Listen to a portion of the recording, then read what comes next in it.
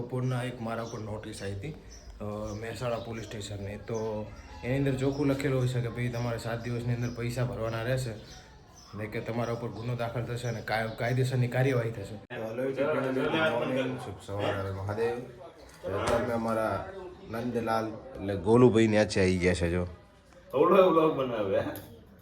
સવારમાં ગરમી દેવનો પ્રકોપ છે. ગરમી દેવ નવા આયા હમણાં જ જન્મ લીધો 2 દાડા તો કહેવાય ને. અને આ ભાઈને છે ને ધાબા ઉપર બેઠા ને એ મફતલાલ હે. આ મફતલાલ બેઠો ને એને ફોન લેવો ગરીબ હે.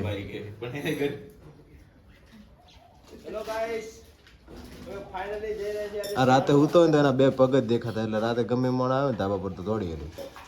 તો આજ તો અમારે જવાનું છે દવાખાને. કા તું રેને દે ભાઈ.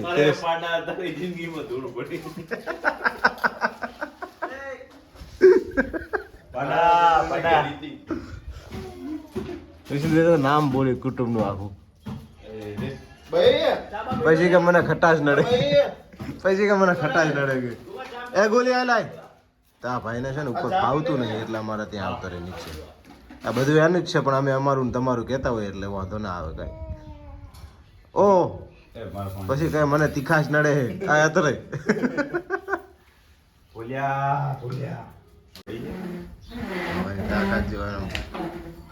એના બવડા ચાલે નહીં રહેતા. શું થયું? મારી મમ્મીને નામ દઈને બોલાવવાનું ના લાયક કરે. She is my mom. હા ભાઈ અમારી બઈ છે. એ આજુ હા ઢોકેલું છું એમ તો જો ને એવું લખતો ભારી જવું પડે બઈ નાખા છે. હવે મોઢે ચડેલા બઈ ના મોઢે ચડે એક હવે ઉતરી ગયા હવે બીજા પસ્તી જુ ઓલો તો આમ જ કે આમ કેમ બોલો તો હેલો ગાઈઝ અમે કામ ચાના હી આકા મારનાનું ઘર કેટલી ઇલાયચી પડી ભાઈ બંધ તમારે કોકનો પડ્યો પણ મારો દિયોનો કોક લઈ ગયો ને જડતો ને એ ઢોકલી મુલાય હતી કે નહીં? હવે તારે બીજો છે હું લાયો પડે. અરે પાડા ચાંદનો લાયો હું પાડા મારામાં ઓર્ડર હિસ્ટ્રીમાં પડ્યું હોય એવું ચીરા ગુલો લાય પછી ચીરા ગમે જ નહીં ના નહીં એ વે એવું તો હાલો નાસ્તો કરી લઈએ. એક આંખ કેમ નાની છે કે એક આંખ છે જ નહીં? આની એક આંખ નહીં ઓલા ચીરા કે ખેંચી લીધી. હા એ કરતો હોય એવું. આના પર બિસ્કિટ ફેરવેલું હતું બોલ. આ ભાઈને છે ને આ શું કહેવાય નહીં ખબર. ગળા શું વાલ હે વાલ. બકરીની લેંડી છે. બકરીની લેંડી. આ સોયાબીન હે અને આ ભાઈ અત્યાર સુધી લાઈફમાં જોયા નહીં. બોલો ધૂળ છે પાડા એમ નહીં ધૂળ છે પાડા તારા જીવનમાં.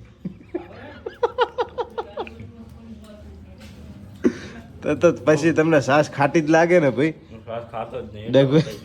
ડગુલિયું ખાલી કરી નાખી તમે.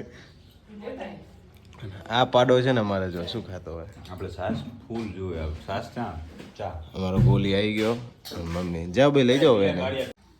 તો મિત્રો કાલે છે ને બપોરના એક મારા ઉપર નોટિસ આવી હતી મહેસાણા પોલીસ સ્ટેશનની. તો એની અંદર ચોખ્ખું લખેલું હોય છે કે ભાઈ તમારે 7 દિવસની અંદર પૈસા ભરવાના રહેશે ને કે તમારા ઉપર ગુનો દાખલ થશે અને કાયદેસરની કાર્યવાહી થશે. તો ઓલરેડી મીટર મારા નામનું છે નહીં જે વીજ કંપની દ્વારા નોટિસ આપવામાં આવી છે પોલીસ સ્ટેશન મહેસાણા જે એમનો વિભાગ લાગતો હોય છે તે. તો મીટર મારા નામનું છે નહીં મારા ફાધરના નામનું છે. એ 2011માં એમની ડેથ થઈ ગઈ તો મીટર હજી એમના નામનું છે. તો એ લોકોએ મારા નામે નોટિસ મોકલી છે અને એ પૈસા છે ને મેં ભર્યાને 4 મહિના થઈ ગયા. તો હવે એ લોકો પાછી મને નોટિસો મોકલ કરે છે એમ કે ભાઈ પૈસા ભરી જાવ કે તમને 7 દિવસની અંદર તમારા ઉપર ગુનો દાખલ થશે અને કાયદેસરની કાર્યવાહી થશે. તો તમને બતાવું કે નોટિસની અંદર શું લખ્યું છે. તો મિત્રો તમે જોઈ લો કે આ નોટિસની અંદર કેવો ચોખ્ખું લખેલું છે કે આથી તમને લેખિત નોટિસ આપી જાણ કરવામાં આવે છે કે તમારા વિરુદ્ધ અત્રેના GUVANL મહેસાણા પોલીસ સ્ટેશન જોઈ લો ના ગુનો નોંધાયેલ 599/2023 ઇલેક્ટ્રિસિટી એક્ટ 135 મુજબ ગુનો નોંધાયેલ છે. વીજ ચોરી રકમ ₹12,718 તથા કમ્પાઉન્ડિંગ ચાર્જ 0 છે. તો દિવસ 7ની અંદર UGVCL સમી જીબી કચેરી ભરપાઈ નાણાં ભરપાઈ કર્યા અંગેની પહોંચની નકલ નીચે જણાવેલ પોલીસ થાણા રજૂ કરશો.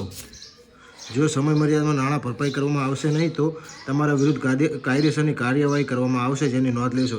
તો આ જોઈ લો કે 2-6 એ લોકોએ મને નોટિસ લખી છે અને આ એમના અધિકારી જે તે છે એમનો નંબર લખેલો છે અને આ તપાસ અધિકારીનું સહી છે મહેસાણા પોલીસ સ્ટેશન દ્વારા અને એ લોકોએ મને નોટિસ આપી.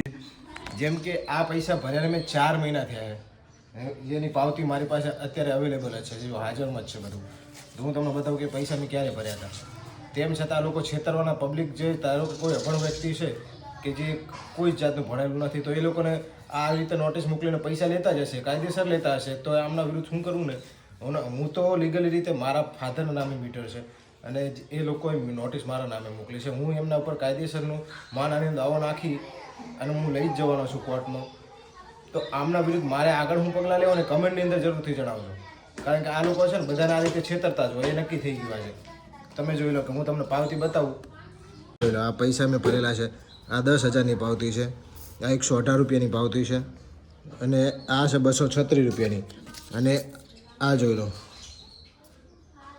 2726 રૂપિયાની પાવતી છે. તો આની ડેટ હું તમને બતાવી દઉં. તો મિત્રો આ પૈસા ભર્યાને મેં જોઈ લો કે આ તારીખ છે 23/2/23, એટલે બીજા મહિનાની અંદર મેં આ પૈસા 23માં ભરી દીધેલા છે. તો 6-7 મહિના ઉપર થઈ ગયું. તો આ લોકો હજી હવે મને નોટિસ બીજી વાર મોકલી છે કે પૈસા ભરી જાવ, નહીં તો તમારા પર કાયદેસરનો ગુનો દાખલ કરવામાં આવશે. તો તમે મને કમેન્ટમાં જણાવજો કે આ લોકો વિરુદ્ધ મારે શું કરવું આગળ, અને માનહાનિનો દાવો નાખવો કે ન નાખવો, જરૂરથી જણાવજો. થઈ ગયા છે, બધાને આવે છે. તો અમારા આંગણવાડીવાળા બેને યાદ તો આવ્યા છે, અમારા ફૂઈ પણ આવ્યા છે. ડિલિવરી નક્કી નહીં તો ગોદડા લઈ લીધા અમને. તો જો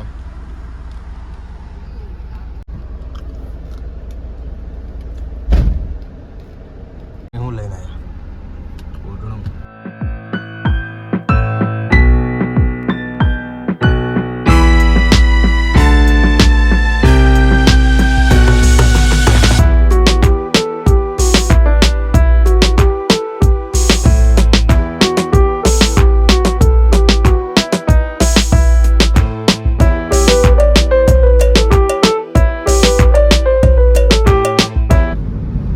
આવી ગયા છે રાધનપુર, જવાનું છે દવાખાને. બેન કે ત્યાં જઈએ. તો પહોંચી ગયા છે રાધનપુર અને પહોંચી ગયા હોસ્પિટલે. તો જઈએ, પાયલને અંદર લઈને જાય છે ત્યાં. પહોંચી ગયા છીએ હોસ્પિટલે. જો સાઈ કૃપામાં ગોપાલ જાય છે ત્યાં આગળ. તો આપણે અંદર જઈએ, મળીએ અંદર જઈને. પાયલને લઈ ગયા છે અંદર, ત્યાં સુધી ચેકઅપ માટે. તો અમે રાહ જોઈને પાછી ફોન પકડે. પાણી તો તરસે થઈ ગયા. લાવ પાણી હાલો. તો મમ્મી પાસે રાહ જોઈને પાયલને લઈ ગયા છે અંદર.